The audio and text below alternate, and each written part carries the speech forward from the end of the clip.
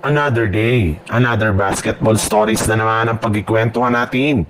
At ngayon nga ay ang pag-uusapan natin ang balitang pagkuha pa ng Los Angeles Lakers kay Lauri Markkanen at ang balitang pagkuha na ng Golden State Warriors kay Seth Curry.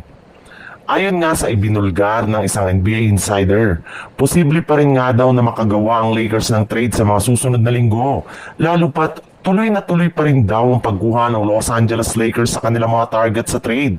At base nga sa isang source, isa nga daw sa mga target na makuha pa ng Lakers bago magtapos ang off-season ay si Lauri Markkanen. Ayon nga sa ibinulgar ng isang NBA insider, isa nga daw si Markkanen sa mga tinatarget nilang kunin para itandem kay Luka Doncic kapag tuluyan ng nagretiro o umalis sa team si LeBron James. At maaari nga daw po nila itong makuha mula sa Utah Jazz gamit si Rui Hachimura sa isang blockbuster trade. Bukod rin nga sa kanya, ay posible rin naman ngang gamitin dito ng Lakers si Gabe Vincent at ang kanilang pinoprotektahan na 2031 first round pick. Kaya isa na nga yan sa mga posibleng trade pa na magawa ng Los Angeles Lakers bago pa man magtapos ang off-season.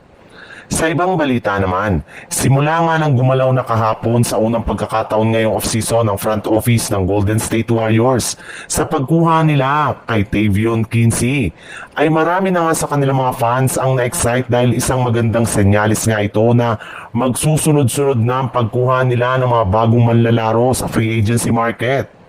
Base pa nga sa kalalabas pa lang na balita, nakikipag-usap na rin daw ang front office ng Golden State Warriors sa iba't ibang mga unrestricted free agent ngayong off-season para lamang makumbinsi nila ang mga ito na sumali sa kanilang lineup.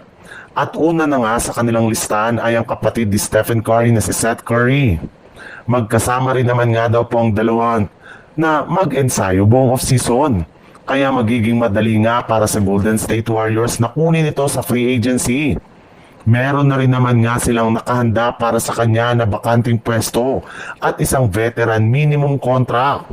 At inaasahan nga na ibibigay nila ito kay Seth Curry kapag tuluyan na nilang na-trade si Jonathan Kuminga.